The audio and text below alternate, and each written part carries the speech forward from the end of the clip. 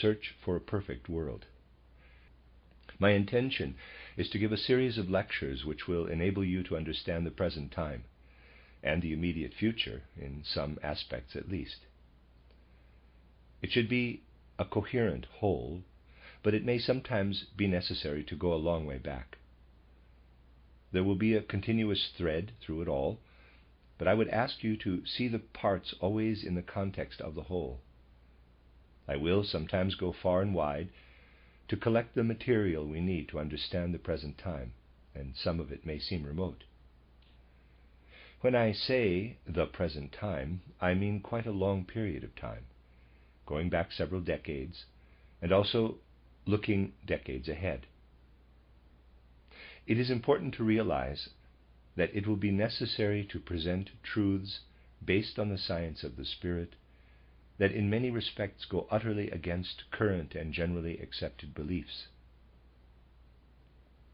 The world holds opinions that not only differ, but often are the direct opposite of the truths that have to be spoken out of anthroposophy. It is only to be expected, therefore, that people will consider these truths to be incredible, warped, and downright foolish. When truths which differed from generally accepted views had to be said in the past, in order to open up a road to the future, the difference between those truths and common opinion was probably never as marked as it inevitably is today. This may not be absolutely the case, but relatively speaking, it is so. For people are tremendously intolerant in their hearts today and less able to accept views which differ from their own. In the immediate future, people will feel more strongly than ever before that the new and different views presented to them are fanciful and absurd. Nevertheless, truths that until now were closely guarded by small groups of people, with strict silence demanded by anyone to whom they were made known, must increasingly be made public. It does not matter how public opinion and those who hold it react to these truths, nor do the prejudices and counter-currents matter that are provoked by them. The reason for this will be discussed later on in these lectures. To begin with, I must speak of some of the ways in which people will react to truths today and in the immediate future. People believe they have long since outgrown the illusions and superstitions of the past, yet in some respects they are entirely given up to illusion. There is a growing tendency to live in illusion concerning some important and essential aspects of the great scheme of things, and this to such an extent that these illusions become powers that rule the world, nations, and indeed the whole earth. It is important to realize this, for illusory ideas are a major element in the chaos in which we find ourselves today. In fact, they make it a chaos. Let me tell you of one common illusion which exists today and is closely bound up with the materialistic trends of the age. It is the growing tendency to form utterly wrong opinions about what, in the science of the Spirit, is called the physical plane. And the New Testament words that are fundamental in this respect, quote, "My kingdom is not of this world," close quote, are increasingly less understood today. They are misunderstood insofar as the leading personalities of the outer world are caught up in the illusion that their kingdom should be very much of this physical world. What do I mean to say? Anyone who is able to see the reality and to see through it knows that this world on the physical plane can never reach perfection. Yet people who think materialistically have the illusion that perfection can be achieved on the physical plane. This is the source of many other illusions, and particularly and characteristically the socialist illusion of the present age. People's illusions come in all shades of meaning. They are colored by party politics and so on. People who take a liberal view of the world and of life have constructed their own ideal of the physical world and believe that if they realize this, we will have paradise on earth. All that the socialists are able to think of is how to arrange things on the physical plane so that everybody can live what they consider to be the good life, the same for everybody, and so on. Their vision of the future on this physical plane is of a wonderful paradise. Do examine the programs put forward by people who see themselves as belonging to the many different socialist parties, and you will see for yourselves. They are not the only people, of course, who have such views and opinions. Teachers also do, for instance. Today, every educational agitator and writer is absolutely convinced that it is up to him to establish the best possible educational system, the best principles of education one can think of. And in an absolute sense, they really are the best. One cannot imagine anything better. To go against such endeavors must seem sheer madness to people. The way things are today, people simply must consider anyone who does not want things to be the best possible in the world to be evil-minded. One can understand people feeling this way. Yet it is not evil-mindedness that stops us from thinking their way, but a clear vision of the truth. It tells us that it is illusory to think such levels of perfection can be achieved in the physical world. And if it is a law that there never can be perfection in the physical world, just as it is a law that the three angles in a triangle add up to 180 degrees, then people will simply have to face such a truth boldly and not shrink from it. So, there you have the kind of illusion which arises from entirely materialistic premises. Many say they believe in the world of the spirit, but with many of them this is mere words, nothing but hot air. In their innermost hearts, in their feelings and unconscious impulses, lives something different, the inclination to think materialistically. However much people may pretend to themselves that they believe in something else, in reality they believe only in the physical world. And since they do not believe in anything more than just the physical world around them, the only ideal they can possibly have is to arrange things in the physical world in such a way that it becomes a paradise. Otherwise the whole world would make no sense to them. Until materialists are prepared to say that the world makes no sense at all, they can only live in the illusion that however imperfect this physical world may be, it will be possible to create conditions that will put an end to imperfection and let perfection take its place. Everything coming to the fore today in this respect, in general terms, with all kinds of political, social, and other agitators making great words about it, or in specific instances, such as in education, is based on illusion because people are unable to see the connections between the physical world and the other spheres of the world. In no way can they gain an idea of what Jesus Christ meant when he said, quote, "My kingdom is not of this world," close quote, and why Jesus Christ did not want to bring a kingdom of perfection to realization here in the physical world. There is nothing in the Gospels to show that Christ intended to reform this outer kingdom of the physical world and make it into one of perfection. He certainly did not cherish that illusion. But he made up for this lack of desire to establish paradise in the physical world by giving people something which is not of this world, to let impulses enter into their souls which are always alive in the world but are not of this physical world. Illusions of this kind dominate the human race today in the widest possible sense, and this creates an unhealthy climate. People are free individuals and therefore free to live in illusion. In more down-to-earth contexts, their illusions would immediately be seen to be illusions. When we are dealing with physical objects, fools who invent things which merely work in theory are instantly seen to be under an illusion. It is not immediately obvious, however, in the vast field of social and political life. The following story is one I have told before. When I was a young fellow of 22 or 23, one of my fellow students came to me one day, his head aglow, absolutely fired with enthusiasm, and told me he had just made an important epoch-making invention. "Oh," I said, "that is nice. What are you going to do with it?" "Well," he said, "I'll have to go and see Rattinger, our professor of mechanical engineering at the university, and tell him about it." No sooner said than done, and off he went. Rattinger was not free at the moment, and so the student came back. He had been given an appointment for later on. So I said to him, "Why don't you tell me about it in the meantime?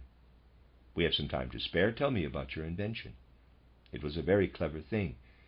He had invented a steam engine that needed just a very small amount of coal to heat it up. After that, no more coal would be needed, for a special mechanism kept it going of its own accord. One merely had to start it up. This was certainly epoch-making.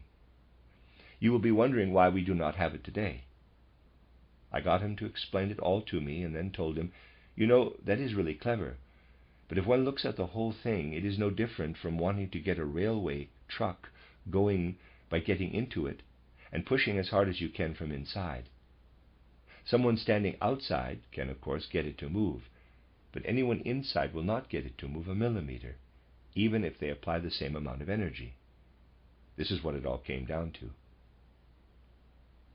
Things will be extremely logical and clever, developed by applying all kinds of technical principles, and they may still be nonsense, having been thought up without taking account of reality. What matters is not to be merely clever or logical, but to relate to reality. In the end, the student never went to see the professor. When one is dealing with physical matter and mechanics, such a thing will soon be obvious. But in social and political affairs, and with reference to what in its widest sense may be defined as making everyone happy, it will not be immediately obvious. You can easily put forward ideas of exactly this kind. People will be impressed and believe you. Yet it is all a matter of being inside the truck and pushing from there.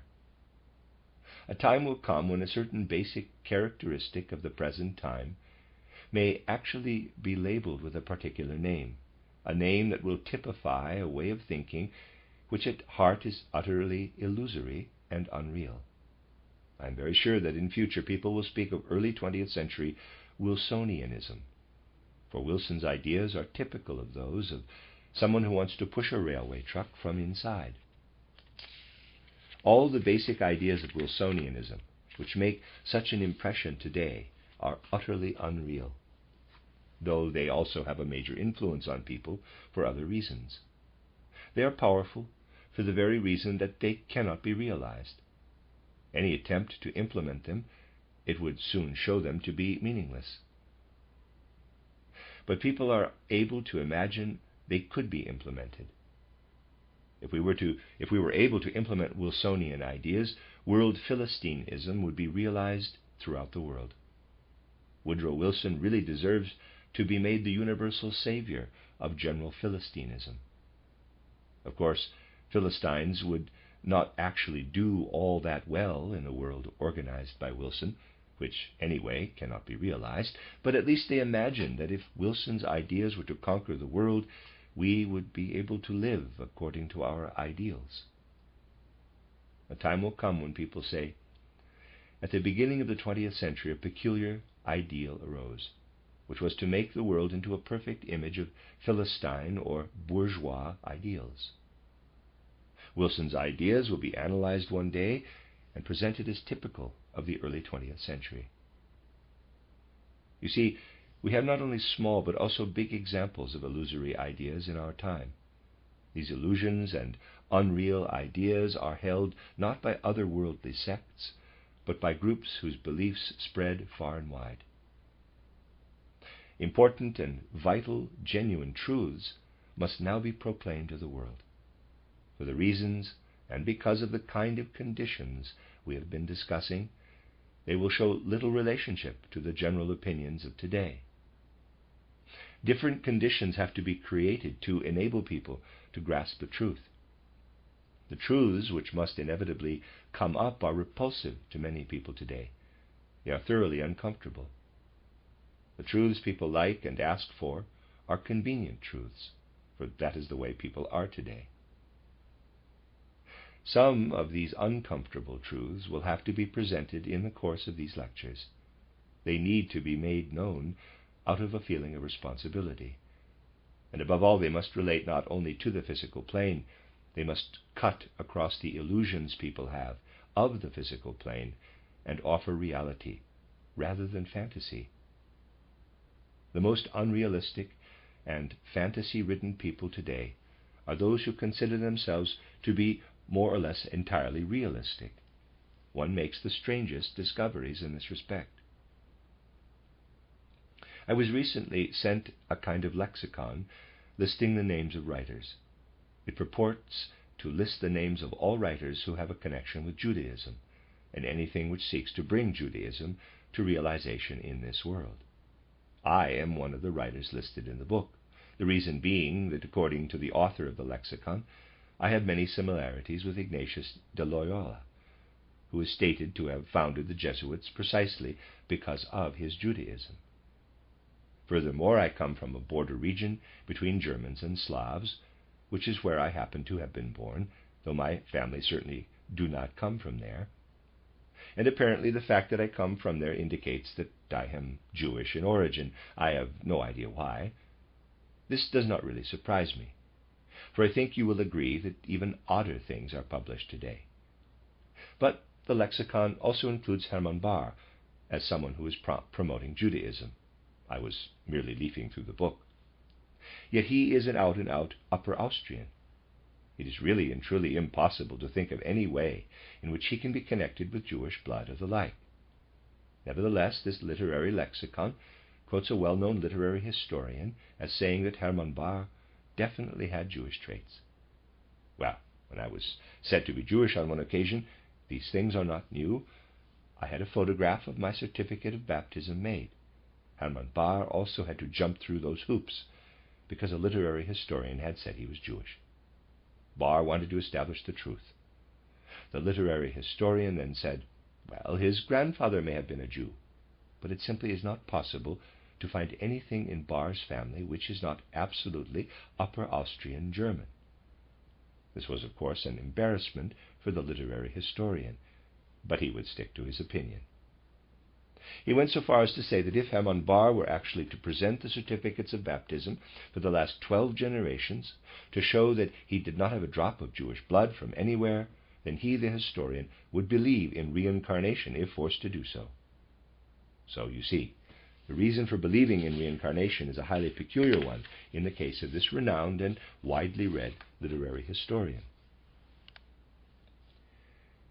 There are times today when it is really difficult to take what is said by famous people at all seriously. It is a pity, of course, that it is so difficult to convince the wider public of this. People are rather in the habit of believing in authority, despite the fact that modern people do not believe in authority at all, of course. Such at least is their opinion. Yesterday we were able to learn something about the opinions people have of themselves. Today, when people's basic instincts sometimes take them so far from the truth, it is extremely difficult to accept the truths relating to the region which borders immediately on the physical world. To characterize anything relating to this region, one has to appeal to healthy, incorrupt minds, and this presents the greatest difficulties one can imagine. For when it comes to the truths which must now be made known, the whole constitution of the human soul will be affected even if people merely get to know them, let alone gain direct perception of them. External knowledge about the physical world has a certain effect, let us say on the human head. But truths which go deep, even if only to the depth where they relate to the world immediately next to the physical world, touch the whole human being and not only the head. To proclaim such truths, one must be able to depend on a sound, incorrupt mind. In many spheres of life today, a sound, incorrupt mind is almost a rarity, whilst unsound, corrupt minds are far from uncommon. And the way individuals accept truths today strongly reveals the particular nature of their life of instincts and drives, the whole constitution of their souls and their state of mind. People with corrupt instincts, who are unwilling to apply some degree of discipline to their lifestyles, quickly tend to take an attitude which is completely determined by the base mind, particularly when the truths to be accepted relate to the world bordering on the physical world. This happens only too easily. If people do not take a healthy, objective interest in what goes on in the world, if they are essentially only interested in anything that relates to themselves, this will often corrupt their mind and attitudes to such an extent that they do not have the right instincts for occult truths, and particularly for truths relating to the world bordering on the physical world. With respect to the physical world and anything relating to it, and to all the great advances humanity has made, I think I can say that physical nature makes sure this corruption does not go too far in human minds. People are confined within the limits imposed by physical nature. They cannot get very far with their instincts and have to obey the laws of nature. When we move from the physical world into the one bordering on it, we are no longer on those leading reins. Guidance has to take another form, and a different inner certainty is needed. This is only possible, however, if the mind is incorrupt as we go beyond the physical level. Otherwise we lose all control in that other region, where we are no longer controlled by physical nature, nor by social and traditional prejudices. We are suddenly quite free, and cannot bear such freedom. For instance, the physical world has many ways of preventing people from lying. If someone were to say at 6 o'clock in the evening that the sun had just come up, nature would soon demonstrate this to be wrong. It is like this with many things relating to the physical world. If people insist on talking nonsense about things relating to the higher worlds, even if it is only the one immediately next to our own, the physical world will not immediately show them to be wrong. This, then, is the reason why people may lose all control if they rush to escape the discipline which is imposed in the physical world. Here we have one of the great problems which may arise when truths relating to the non-physical world are presented. Yet the answer always has to be that it is simply necessary to present these truths today. We must not forget that truths relating to the non-physical world cannot be received in the same frame of mind as truths relating to the physical world. To take them in, we must slightly loosen the etheric and astral bodies. Otherwise, we shall only hear words. The state of mind has to be such, and with reference to the phenomena of the subjective inner life, it merely is a state of mind, that for any real understanding of the things of the spirit, one has to loosen the etheric and astral bodies a little. This loosening should only be a means of gaining understanding of the world of the spirit. It must not become an end in itself. This would be a very serious matter. Imagine, to take an extreme case, someone comes to an anthroposophical lecture, not in order to gain insight into the realms of the spirit, which would be the right thing, but because he thinks this is truly mystical. As he listened, he would let the words flow through him, as it were, because this would slightly loosen the ether body and the astral body. People certainly do come to lectures of this kind, sometimes also to those on pseudo-spiritual science, and listen in a kind of sleepy ecstasy. They are not really interested in the content, but more in the feeling of voluptuous pleasure which comes when the ether body and the astral body go partly outside the physical body. There may be other situations in life when to be thus given up or warm is a good thing. It is no good at all when it comes to revealing the truths relating to things of the spirit. This must be properly understood. If spiritual truths are rightly understood, and if people are, in all seriousness, following the lines of thought used to develop concepts which may make the world of the spirit accessible to our understanding, their humanity will be enhanced, and they will learn the things which have to be known at the present time for the salvation and further development of humanity. People who take these truths into themselves in the right way will also find their drives and instincts ennobled and raised to a higher level. By merely listening to spiritual truths, they go through a development that is for the good. Anyone who is not willing to accept anthroposophical truths in this sense, but is perhaps doing so from some kind of purely personal interest, let us say he wants to belong to a society and has not found another one which suits him as well as the anthroposophical society does, anyone who comes to this society with personal interests may indeed find that spiritual truths will first of all activate low instincts, and perhaps even the lowest of the low.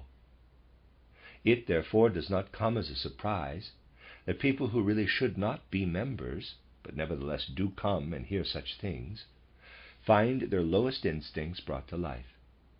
It is something that cannot be avoided at this time, for these things have to be made public, and it is difficult to draw the line.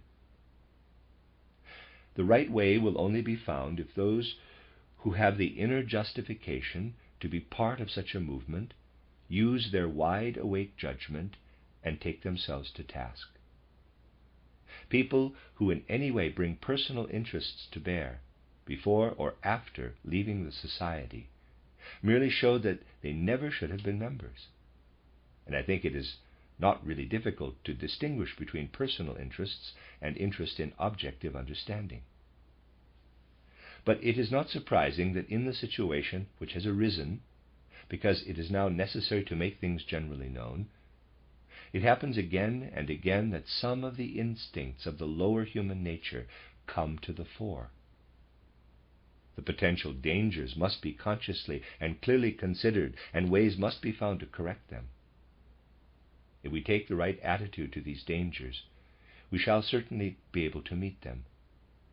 This is very much a time, it is part of the chaotic situation we are in, when aberrations of this kind are far from uncommon. The tragic situation of today makes tremendous demands on the powers of many people. It is true to say that people who are not in the habit of working hard in the general rather than merely personal interest really have learned to work hard in the last 3 years. Many people have learned to work and to acquire general interests. People who rightly belong to our movement will have come to it out of more than personal interest. Nevertheless, the present age does offer enormous opportunities for a kind of lazy outsider attitude. The special constellation created by the war means that some people have really nothing to occupy them. If they are part of our movement, they will also be aware of it. Before the war, we had many lecture tours. A whole raft of people would get together and travel from one lecture to the other. Outer interest may have been lacking, but excitement could be found. And if this did not come from outside, people created their own excitements. This has now become difficult. It cannot be done. However, some people have not found a way of occupying themselves usefully. That is why a lazy outsider attitude is to be found in our ranks exactly at this time, with people whiling away the time by creating all kinds of opposition. Being unable to get the excitement of traveling from lecture cycle to lecture cycle, they find other ways of entertaining themselves. This merely shows the true nature of the interest that formerly made them travel from lecture cycle to lecture cycle. When there is an inner obligation to represent anthroposophical truths before the world, in all seriousness and with dignity, you also know that more than 50 out of an audience of 100 may well become opponents. That is a law. It is the way it is. If these 50% of such people do not actually become opponents, there will be a reason for this, but it will not be because they are consistent. For reasons which have already been given, and others that will be given, this is how matters are. someone who represents anthroposophical truths, is therefore not in the least surprised if there is opposition. We might take up the points that these opponents keep coming up with all the time, things they generally know better than anyone else to be untrue. For they do, of course, know that they are not true, but it would be much more useful to consider the sources from which such opposition has sprung. All kinds of peculiar things will happen when we do so, and we shall then no longer feel inclined to take up the points that our opponents want us to take up. Instead, we are going to discover their true reasons. This can sometimes be more of an effort than to take up the points the opposition is making. Think of all the years in which lectures have been given here and how it has been necessary over and over again to say the same things I am also saying today, though this is always pointed out. But it is necessary to consider them with profound seriousness and dignity, and to consider them in a way which is fitting for an anthroposophical movement. Believe me, I have more important things to do if I am to lead this movement and be fully responsible for it, than to take account of the fact that 3 or 4 people, or even more if you will, get together and invent all kinds of gossip. I have more important things to do, and never feel the inclination to go into such matters. But unfortunately, this is so little understood. Even within this society, there is more interest in excitement and sensation than genuine scientific interest. From the scientific point of view, it is, for instance, interesting to study not only useful but also poisonous plants, but one has to find the right point of view. Very few of those who profess to follow anthroposophical spiritual science have even the least notion of the immense seriousness and importance of what it really should be. Forgive me for saying this. If there were the right seriousness, and if the importance of this were really understood, people's attitudes would in many respects be very different from what they are. Of course, I am not saying that people should turn their attention elsewhere. Rather the opposite. We should not turn our attention away from the phenomena which go hand in hand with the will to destroy this anthroposophical movement. But we have to find the right approach. People may, for instance, write volumes on the way in which I have contradicted myself in my written works, and with reference to all kinds of other things.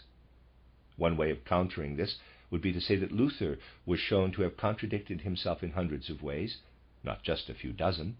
His answer was, "These asses are talking of contradictions in my works. I wish they would make the effort to try and understand just one of the things that appears to be in contradiction to other things." So, one way would be to point out something like this. But there is no need of this. For when people speak in opposition today, it is not because they are interested in finding and revealing contradictions, but for quite a different reason. Someone offered a manuscript to Philosophisch-Anthroposophische Verlag. For instance, the publishing house was unable to use it, and therefore returned it to the author. From this moment the author, who until then had been running after me wherever I went, became an opponent. The real reason was not that he had found contradictions. If that were the real reason, we might use Luther's words. But we cannot do that, for the individual concerned can only be seen in his true colors if we know that he is giving vent to his spleen because the publishing house was not able to publish his book. This was the real reason. So, if we simply listen to the things people say, we shall have little opportunity for getting at the truth, just as little, perhaps, as the literary historian who would convert to reincarnation if this allowed him to continue in the belief that Hermann Bahr had Jewish connections. Conversion would be necessary if he were to be shown certificates of Christian baptism for Hermann Bahr's ancestors down to the 12th generation. Much is said about the courage which people are showing today. To assert the truths humanity needs today, in the sense I have spoken of, we'll need quite a different kind of courage, inner courage. But the place where this courage should be in the soul is occupied by cowardice, reluctance to take action, and this is tremendously widespread. In many respects, it is due to this cowardice that anthroposophical spiritual science finds it so difficult to make its way today. It will make its way, but one should not sit back and accept. One should not think that things will go the right way without human involvement. One thing you will have to get used to, and it will be different from what you have been used to so far, is that I myself will have to be a lot less lenient in some respects than I have been until now. Do not think this is because I have changed my will and intention. You must look for the reasons in the existing situation. You will have to understand that I cannot let the movement which I have to represent before the world go to the dogs in any old way. Forgive the expression. Higher duties are involved than people may dream of. I cannot be involved in whatever excitements or sensations some group or set may be desiring. Consideration must be given to many general and more important interests and impulses than to the purely personal ambitions which rule one set of people or another.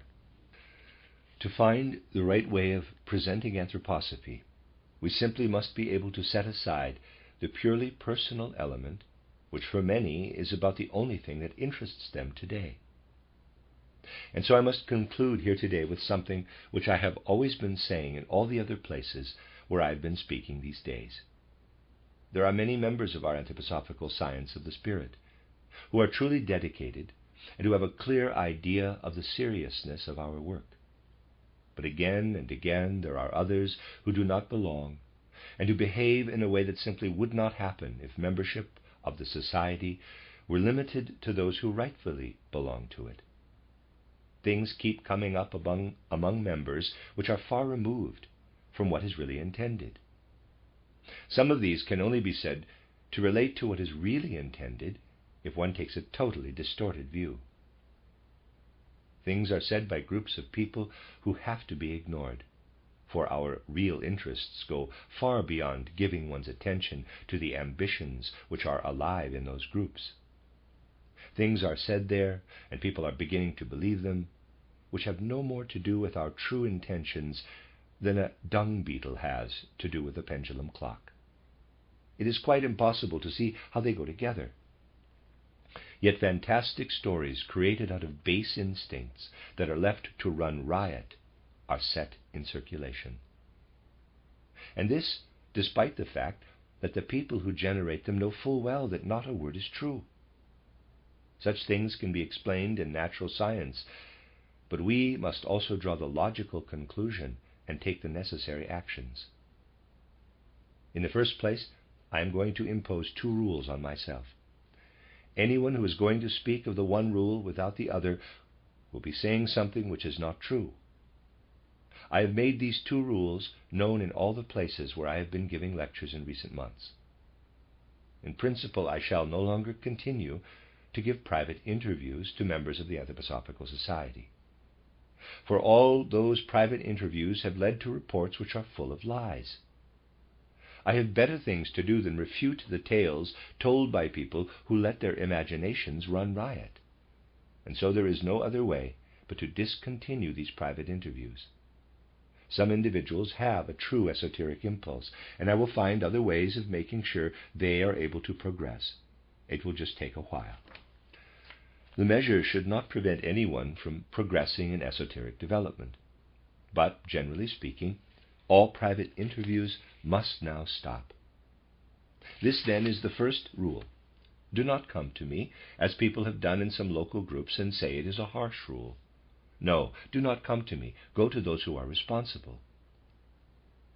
The second thing is that I release everyone who has ever had a private interview with me from the promise not to talk about it if they wish to do so. Anyone can tell anything they like about what has happened or been said in those private interviews. That is, insofar as they wish to do so. I am not going to prevent anyone from telling the whole truth about anything ever discussed with me in a private interview.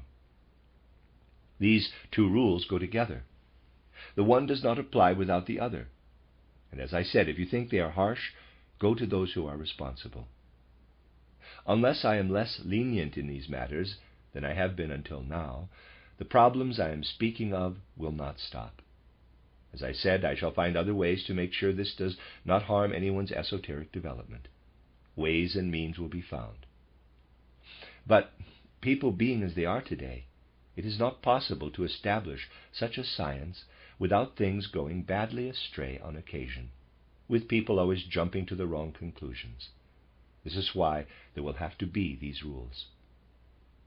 People who take a serious and dignified approach to our spiritual scientific development may find it difficult to understand how such rules could come about, but they will accept the two rules as inevitable. From now on, everything will be entirely in the open. There is nothing there which needs to shun the light. This is what is so shameful about it all. The truth and the whole truth could be told by everybody without leaving the least stain on our movement. But people have grown attached to something which has survived in our work as a continuation of earlier practices, to have individual interviews. If talking to individuals had not resulted in lies, the rule would not have been necessary. But everything ever said to any member can be truthfully told. Our movement can only gain from the truth. Go and tell as much as you like. The truth will not be affected by the lies which are told. But it must not even appear to be affected, for it is important for humanity that anything presented out of a background of spiritual science is presented in a serious and dignified way. So, let me repeat once more, without causing any loss to those who are seriously seeking esoteric development, I will generally no longer give private interviews for members. Everyone is free to tell everything they want about the interviews which have been given, but it must be the truth. I realize everyone from whatever vow of silence there may be. I release everyone from whatever vow of silence there may be. But it should only be because individuals want to tell others for their own sake. They do not have to do it for my sake. And I have no objection to people spreading it about far and wide that these rules exist and are characteristic of our movement. Then the world will realize the infamous nature of the things that are so often said, especially about our society.